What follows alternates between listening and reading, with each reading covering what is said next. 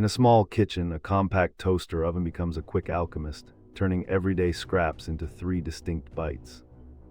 First, carrot greens kissed with lemon zest crisp in the toaster, pairing with a velvety cheese spread. Second, stale bread cubes plus onion peels and olive oil tumble into golden croutons that crown a smoky tomato soup. Third, apple peel ribbons caramelize, releasing orchard sweetness that dusts a drizzle of vanilla yogurt for a surprising finish. The result is three creative dishes born from kitchen waste, all sourced from a single small appliance and a curious cook.